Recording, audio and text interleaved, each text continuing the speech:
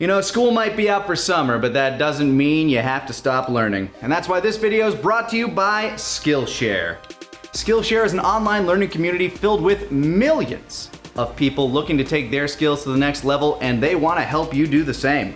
With a wide variety of classes including illustration, videography, photography, graphics design, you name it, Skillshare's probably got a class for you. As somebody that's been trying to become a little bit more financially literate, I can't help but recommend the class Stock Market Fundamentals by Zach Hartley. But hey, you don't have to take my word for it, because if you're one of the first people to click the link in the description or the pinned comment below, you can get a 1-month free trial of Skillshare's services. So thank you once again to Skillshare, and now on to this conversation about My Hero Academia.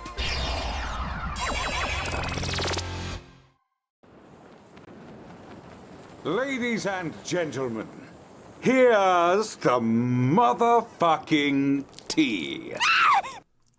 Hey there, and welcome back for our, well, I should say 14th episode of My Hero Academia, but not the 14th episode of My Academia Reviews because we've had to do a couple of double ups, but hey. It's my 13th episode. Wow, yeah, no, this is all over the place. Yeah, no, in fact, our first episode was like 3 of them, so I actually have no idea how many videos we have here. But we do know it's the 14th episode of Season 5 of My Hero Academia, off to Endeavor's agency, which, hey, free internships, unpaid internships, even in a fantasy world, still a thing. You gotta love them. Oh, yeah. To my over here is Grant, to my over here is Lanny. Say hi, guys. Hello, I'm Grant. Guys.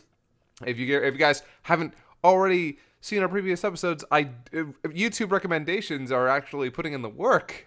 Oh, really? Nice. I mean, again, if they haven't seen previous episodes, it'd be weird that they're seeing this. Oh, if they're seeing. I thought you were saying, like, because they've been.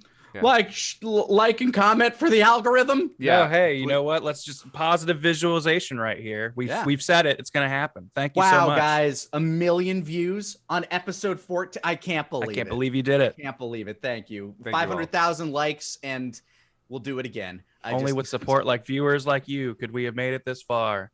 Can't believe it. So amazing. This episode was it is very interesting what they're doing with the material. We've kind of skipped an entire arc, which I'm assuming. Again, I don't. You notice. keep saying that. Doesn't feel that way. Yeah, which is pretty amazing. I am assuming they're leaving it for the latter part of this half of the season. But Maybe yeah, it'll make for a better finale. It will make for an amazing finale. But yeah, so this we're covering today. We're going to cover not too much, but the start of Shoto, Izuku, and Bakugo working for Endeavor's agency. We also get to see a little bit more of Endeavor showing off because you just can't get enough of Endeavor showing off in this show. You say we're not going to cover a lot, but this episode had a lot to talk about in it. I feel like. Well, okay. I mean, you have Hawks there directly beneath me because, like, whew, not dropping lots of stuff. Not the internship. We get to see the beginning of the internship. Actually, yeah. So when I was trying to figure out what I was going to put for the thumbnail, I was like, okay, do I put Hawks or do I put Endeavor? I'll put Hawks on the stream layout, and I'll put Wrong Endeavor. on both counts. We had Slide and Go in this episode. Yep. We need to give him a picture every time he shows up. He's Slide and great. Go, voiced by our man Bill Butts in the dub. Oh yeah, I heard about that. That's amazing. Oh, I actually didn't know that. That's pretty cool. But yeah, so oh boy, what do we want to start on first? Do we want to start on Hawks or do we want to start on our boys? I mean, we're talking about Slide and Go right here, and apparently he's evil. He's part of a shady reveal, group that I don't know if we can that whole reveal kind of came out of nowhere there. I did like it though. It's like I outrank you here, where we're secretly working against the heroes. Yeah, just this smiling guy that showed up. That's like, oh man, you guys did this. Wow, I'm also very evil. Apparently, like, holy shit, what's going on? Yes. I had forgotten that was even a twist, but yeah, finding out that him of all people is working for a shady organization is a real good twist. He looks like Mineta if puberty treats him really well. Really well, yeah. Yeah. His face to me just made him look like a tool, but then when he turned out to be doing this, it was like, oh, wait a minute. You got like weird tech hero villain guy who I guess is like spying on Hawks at all times. So he has to be like real cagey with the way he interacts, which really paints a good picture of exactly why Hawks is the way he is. And you get a good sense for it when he's interacting with Endeavor this episode. Yeah. Their interactions are always really entertaining because they're always on such different wavelengths. But here, it's not just different wavelengths, it's a whole completely different like mode of communication that they have to use. Look, man, I can't tell you what I want to say, but I'm gonna need you to pick up what I'm saying. And it's a really good scene because it both shows you how sly Hawks is and how far Endeavor has come. Endeavor actually takes the moment to process something's wrong. This isn't like him. I need to figure out what the fuck's going on. But I can't give it away outwardly because he's doing his best not to. He's obviously trying to conceal whatever this is. And we ran into another part that the Dub Watcher crew, I don't know how they're going to handle it because, when you're just watching the sub, even the subtitles didn't bother writing down what was in that book, as there's literally I feel like it's like 30 seconds of absolute silence with like a bit of music as Endeavor's scanning through this book for hidden messages. And then finally he gets it. And that's where the subtitles actually start kicking in again. Yeah, it's a pretty cool little scene, actually. I love the motif, the animation of him flipping through the book, which again, I think is a real shout out to the positive direction of this season.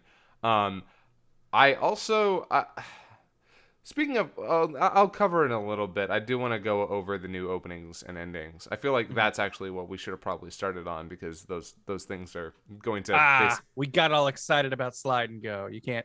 Yeah, conversation for leading itself. Do we want to cover those real quick?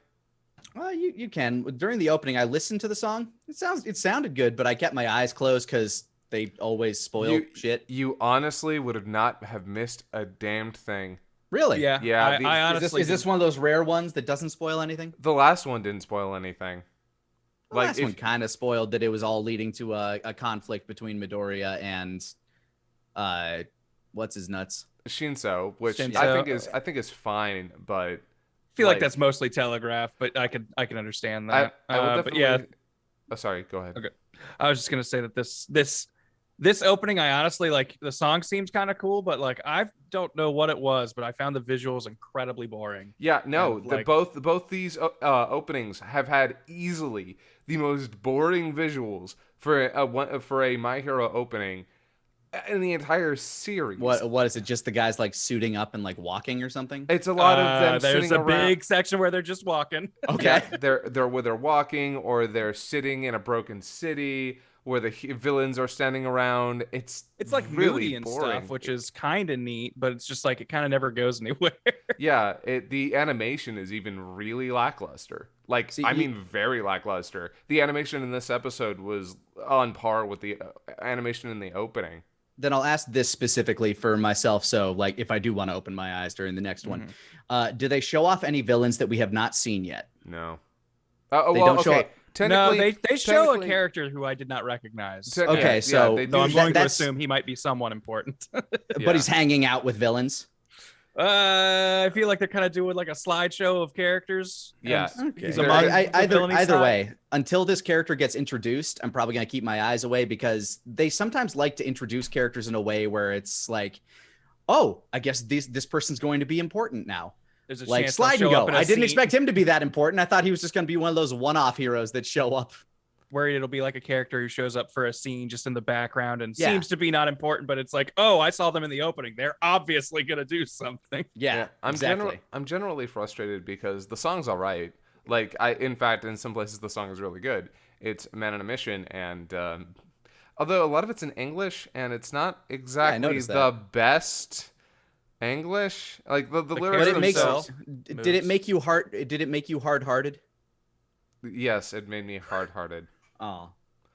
I remember those words specifically. I'm like, yep, that's a Japanese translator. Yeah, it's not spectacular. Yeah, I thought it was just fine. Like God hardened Pharaoh's heart, so too did My Hero Academia. But outside of that, actually, again, the ending is actually better than the opening. I actually really got a kick out of that. I actually don't remember the ending. I know I watched it, but I don't remember it. It's very soft and melancholy, but I like the visuals a lot. It's a lot of very artistic visuals, really great stuff. And again, just like the last ending, way better than the opening. So I mean, the song's okay, but I'm much more of like when it comes to the opening, if either the song or the visuals are bad and the other is good, it's still not a great opening. So kind of need both hands to shake in that part. yeah, but I've never been much of an opening or ending stan to begin with, so I like them because I feel like they're definitely whipped. They're definitely the whipped cream with the cherry on top. But god damn it, I like whipped cream with cherries on top.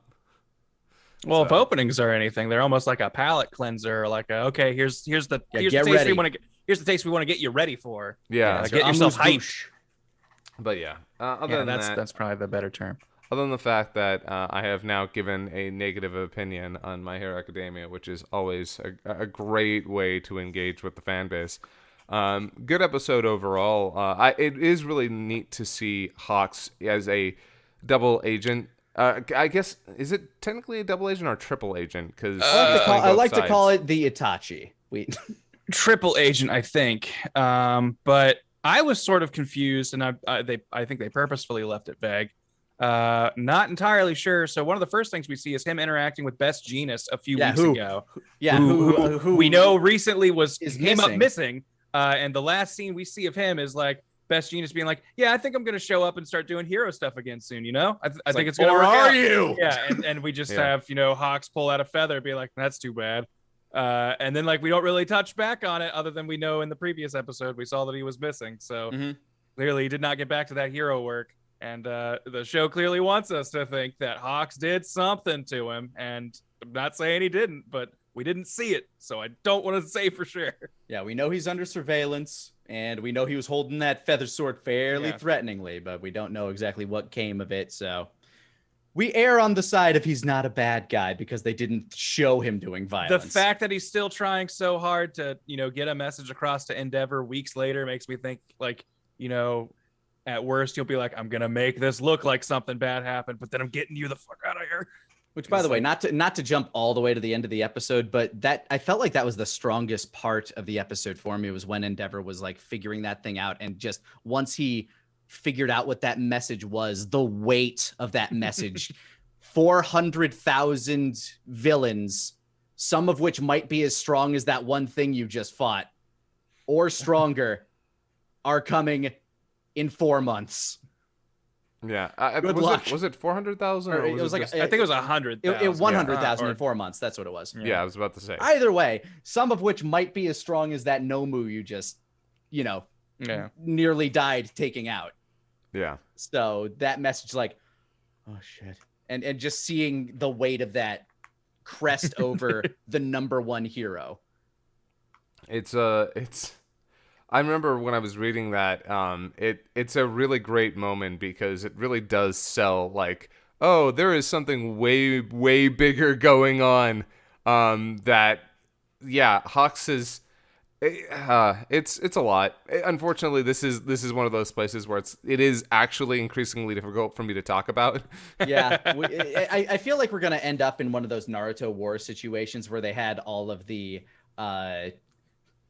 I can't even remember the dude's name anymore. The dude that could like kind of morph his body and clone himself. Pain? Zetsus or something. Oh, Zetsu. Oh yeah, the Zetsu guy. Yeah. All of the Zetsus where you're just going to like replace them with Nomus, just generic Nomus, like 100,000 of those basically, and then a few generals.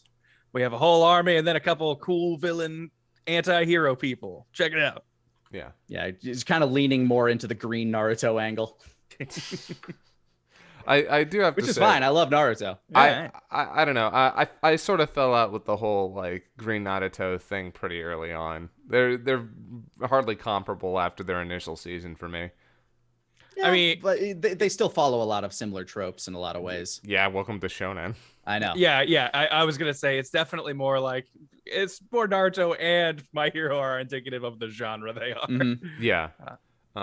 But yeah, so we also see, I do love the moment where Endeavor is like, hey, if you want to fucking learn from me, you better keep up, bitches. And then all of them do. I actually, we skipped over that. I loved, like, kind of when this whole thing started, and he's like, welcome to the thing.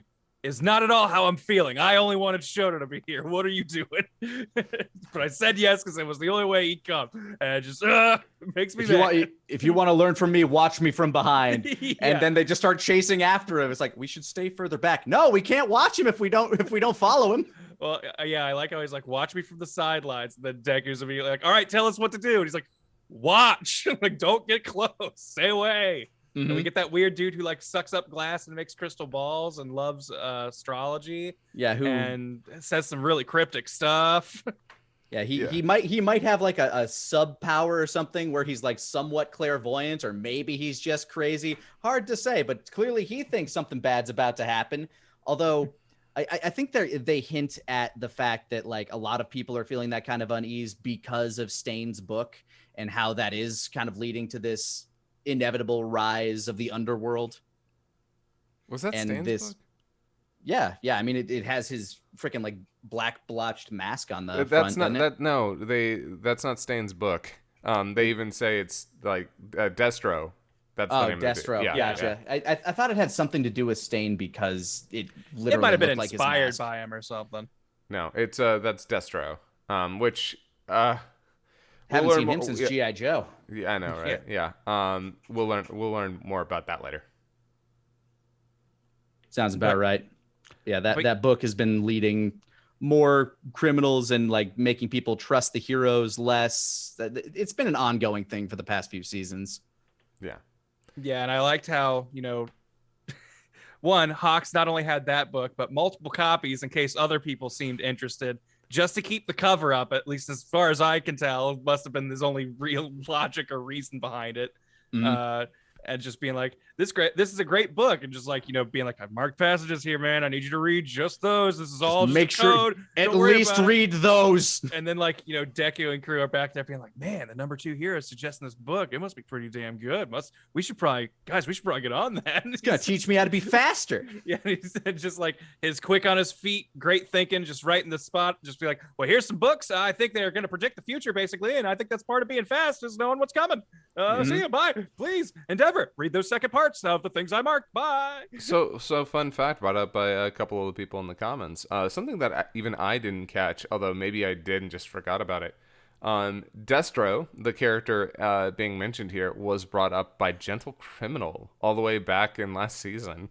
Oh, really? Yeah, which I find fascinating. I don't even remember that. I probably missed that. Well, probably because again, he was not relevant then. He will be relevant soon. But yeah, no, it's I love there is something that I love about Hawks' ability to adapt to a situation in such a great way. Hawks was a character that I really did not like when he was initially introduced, because he kind of felt like a character that Horikoshi had specifically made to endear the show a little bit more towards like our current shonen trends, because he kind of looks out of place the moment he shows up the first time. He's young, he's cool, his style is very like modern. Only 22. He feels to me like the ace, the guy that's going to show up, he's going to endear himself to a lot of people, have a massive following, and die tragically. You mean Ace from One Piece? Yes. Okay, yeah, I can see that. That's actually a really good parallel. Not necessarily with that last part, I don't want to spoil, but yeah, he is kind of that guy who shows up looking... Just something I feel, because eventually in this show, they're going to need to start killing off important people in order for the stakes to actually feel like they matter. I thought they were doing it to Best Genius, and then he showed up today, and then they maybe killed him again. But at the same time, Best Genius didn't he didn't have that sort of we hadn't really given him as much screen time, spent as much time with him. Definitely not the same impact if something does happen to Hawks. The only person that's really died that's felt important so far has been Night Eye, which, that's a real impactful moment. I don't think they're going to kill anybody like next episode, or maybe even like maybe somebody will die this arc. But I think I think it's going to be a minute until we really get that hard hitting death. Gut punch. Yeah, it's this is so it's really cool that we're getting the intern stuff right now, just because I am really curious to like see the way that Bakugo, Teto, and Deku working together is such a neat concept all on its own. Also, the reason that they are working with Endeavor and how it actually works very well for a lot of them, Deku, because this guy's the number one hero. This is what you're aspiring towards, and you need to like learn from this guy exactly what it means, even though you disagree with him.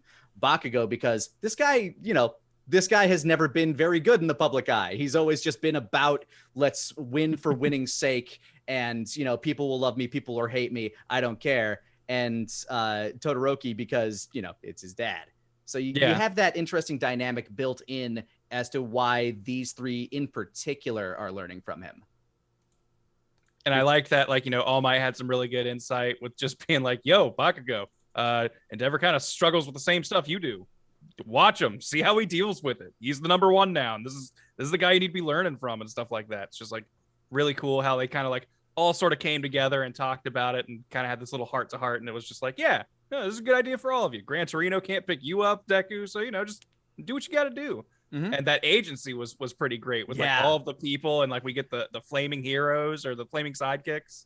I love that you had that feeling of it being a like every hero agency is trying to run their town, but this one felt like a legit police office where you had people scrambling, and then you had the hardened grizzled chief just sitting at his desk in his crazy fiery outfit. Like it felt like an actual police station where everybody's just trying to get their shit done. And all of the I can't wait to like learn a little bit more about the sidekicks and see how all of this is going to turn around, because they're gonna have to assist the sidekicks and go out and do actual hero stuff now. No special treatment, Todoroki, just because you're the boss's kid. If anything, they might expect more. Yeah. Which is, luckily, when it comes to Shoto, I feel like he can really just kind of deliver most of what they ask for. You had Bakugo in there when they're like, "Oh, we got more responses coming in." And it's like, "Well, why are you guys waiting around? Let's go." It's like, "No, wait, hold on. Wait for Endeavor to give you guys the okay to go out." No! I think he was screaming at Endeavor too, like, "Endeavor, what the fuck are you doing? Get out here!" Come on, let's go. We got 100. You're the hero, aren't you? You got 100 things to respond to. I do want to say, go ahead. No, you go ahead. No, it's fine. I was wanting to jump back a little bit just because we sort of brushed over it, but I do think the crystal ball dude, very specifically, I'm pretty sure he was kind of pointing at Endeavor when he was like, this guy is a harbinger, like the light he brings will only also bring darkness. And like, I'm pretty sure it's just, a metaphor for like, there's this clear undercurrent that we're learning about of unrest and bad people getting ready to rise up. And they're probably going to use... They're probably going to put the big target on your back, dude, and we're going to look to you as like a motivator for this. So just be ready. Just a good cryptic setup piece for that, I thought. Yeah, you're the beacon, and the light you give off isn't good enough, bro. Yeah, it's producing shadows. Mm-hmm. I think that is a really great metaphor, the light that produces shadows, because it's sort of the whole Batman issue. It's the issue that many superhero shows and comics have brought up. Once you have somebody who is so big and so powerful and so like, the standard of good and justice, that often will drive a negative force, kind of like karma. More like yin and yang, really.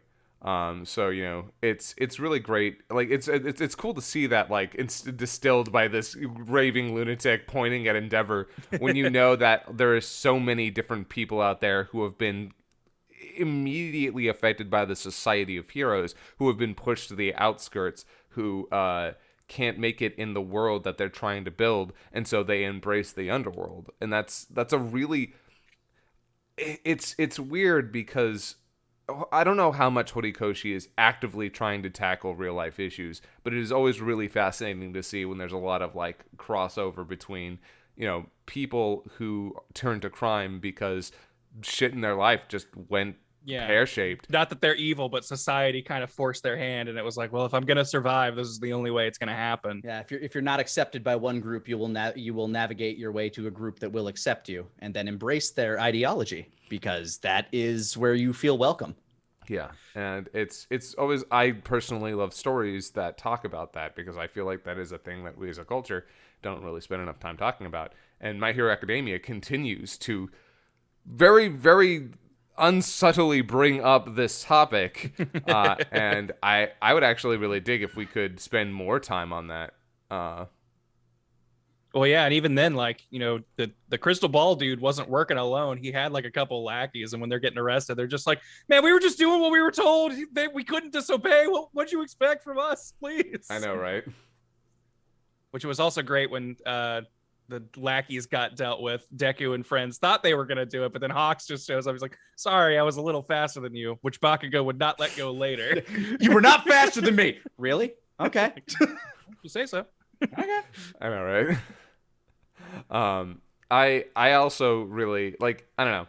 I feel like I don't have too much to actually say about this episode in general because while it's a lot of really interesting character moments and we get to hear about the Liberation Army, this feels like, just like in prior seasons, we're really building up to something bigger. Yeah. When they were talking to the Hero Liberation group, when like Hawks was talking to them a little bit, they bring up that he has like a ton of like surveillance devices on and in him. Yeah. So it's just like, oh geez, okay, yeah, they went the whole 9 yards. You really are just a walking security breach. Yeah. So you do need to watch everything you say.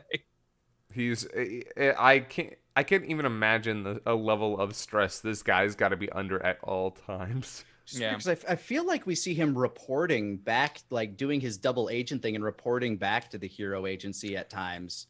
well, the time we see him do that, like at the start of this, which also we didn't mention it, but there's a good bit of Dobby in this episode with him and him and Hawks talking. Yeah, actually. And Hawks specific, like Dobby is clearly getting suspicious and getting kind of cold feet with working with him, and so Hawks sort of has to pull him back. And then at the end of that meeting, he calls them and basically goes, "This is the last time I'm going to talk to you guys directly. I got to do everything through code. They're watching too close now." So I think that was like probably the last time he was going to be reporting so directly, at least from what I can remember. So is him working with Dobby different than him working with Slide and Go and whatever else is going on? Like, are those two separate I things? don't know. Because I couldn't really tell exactly like how many entities he is working between now. Yeah, Well, I know. Oh god. It's kind of up in the air of like what exactly is happening with Slide and Go and that other person. They don't show that guy's face. Yeah, I think they're purposely keeping things ambiguous. Yeah. Because like when he finds Endeavor and all that stuff, they make it sound like he is waiting for a call from Dobby or something. Because he's like, I haven't heard from him. This isn't like him. He usually doesn't wait. I haven't seen any reports that the League has had any noticed activity, so it's not like he's being held up by hero stuff. Like, so it's just like I don't get where he is, and then all that stuff started. So Yeah. I don't exactly. Which is why I feel like that at least Dobby and those guys are separate, because he's clearly reporting about Dobby out loud to somebody. Yeah. But is he reporting it to the people that are like, really cagey, or is he reporting it to the highest of highest ups at the Hero Society? Like, Funny enough, and this is the last time I'll mention this, I promise. There wouldn't be any confusion if they hadn't switched the way the arcs were. Okay, so here's where we're sitting at on that point then. Yeah, that is. It's why I'm basically sitting here unable to talk. I'm like, oh man, I don't even know. I can't even remember like where we exactly are. But I do know that they've basically switched the since they switched it. We're like, okay, yeah, I have no idea what's going on. I'll just sit here and be like, okay, Huh. Well, with his talk with Dobby, at least from what I remember, because they were kind of brushing up on old conversations and doing this conversation. Yeah. But I know at some point it was kind of like the Nomu that attacked Endeavor. They were not planning on Endeavor being there. It was supposed to be someone else, or like someone that I'm assuming they thought they could kill. And so it's just like, all right, well, next time we do this, someone else will be there. So if he was talking to Slide and Go, it would be a pretty great like quadruple cross if it was like, I'm gonna send this guy from this association to get murked by this other association, so the association I'm actually working for can have a reason to go to call to action. but it was just like this fun little weird twist, I thought, of just how it's like, I think they know what's up. They don't know what's up. Oh shit, he's not here. Maybe they know what's up, and then things just kind of go nuts. By the way, apparently, if we don't mention this character, the chat's gonna revolt. Burnin, The lead sidekick, fire waifu. kind of. fire waifu. Yes, let's say that. I really The hot chick. I really do like how she gets up in Bakugo's face, and they're immediately on the same wavelength, and I kind of dug that. Yeah. Yeah, Bakugo does not even blink. Yeah, she's got a really she's got a very interesting design. I remember when I saw her in the manga, I did not imagine green, which is really fascinating, which makes me wonder. Green fire. Yeah, I don't know how that works precisely, but yeah, apparently green fire. Okay, that's neat. I mean, it looks cool. I remember like when she popped up, I mean, the outfit reminded me a bit of Tamari, actually, with like the belt and kind of the shortish skirt kind of thing. Yeah, I can see that. If Tamari had fire hair and fucking Bakugo's attitude. Yeah. But yeah. Another waifu designed by Horikoshi. Go figure. What a surprise. But yeah. So anything else we wanted to talk about from this episode? There was a post-credits scene. I'm trying to remember what it was, and if it wasn't something we already talked about. But I know there was one. But it must not have been that important because I'm not remembering what it was about. Yeah, I'm excited for this arc to get rolling. I've been intrigued by all the League of Villains stuff we've been seeing. The more clarification we get on the Hawk stuff, the better at this point. I'm guessing they're going to be lacing that in fairly consistently so that the people watching the anime aren't super confused. But right, we'll see. We'll see, because right now I have several question marks, and some of that is because when I'm watching this, I don't pick up on literally every single detail on my first watch through. Part of that is because, like you said, apparently they skipped an arc where they explained a majority of it. So yeah, I mean what they're trying to do is build up a real big mystery on the things that are going on. Where like now there's way more mystery happening, but it's also a little bit more confusing because this wasn't the order of the events that were supposed to take place in. But oh well. I would love to know the statistics in Japan of manga reader to anime watcher. And that's curious. Like how big that Venn diagram is. Yeah, I kind of specifically want to know like what their anime only audience looks like, compared, because I'm sure there are plenty of people who are watching it because they read the manga. Yeah, I should say, anime is often used as a tool to sell the manga. Yeah. And also merchandise surrounding it. Like it's sort of interesting in the way that anime is very rarely a way for them to convey the story in a new, different manner, and often more of a way to just push product. I mean, the classical cynical take that cartoons are just 20-minute commercials for toys. It's the way it's been in America for the longest time. That's why they made the Teenage Mutant Ninja Turtles cartoon in the 80s, was to sell copious amounts of toys. Same for G.I. Joe. Same for I don't know, especially Transformers, but yeah. But it's it's not that you don't still get good shows out of those things when they're done right. Oh yeah. But anyway, so yeah, I think that's about it for this episode. Sorry if I seemed a little bit off. I was gone all weekend, and now I'm just trying to get back into the swing of things. I hope I wasn't too. Well, sorry. I want to throw a closing thought since I haven't read the manga. I don't know what's coming. I'm gonna shoot my shot here. My predictions. All right, I'm gonna hide my face. Yeah. Go ahead, please. Keep your poker face covered. My thoughts are, especially considering how kind of uneventful the stuff is in the opening, and we've got like X many episodes left, and that's going to be the opening for it.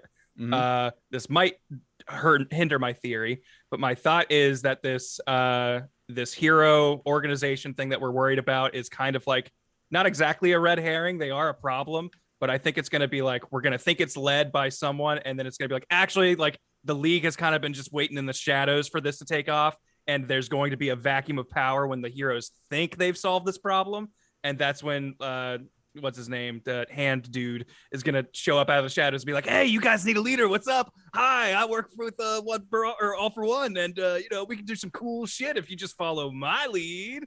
And then it's like, oh shit, that problem we thought was solved is now even worse.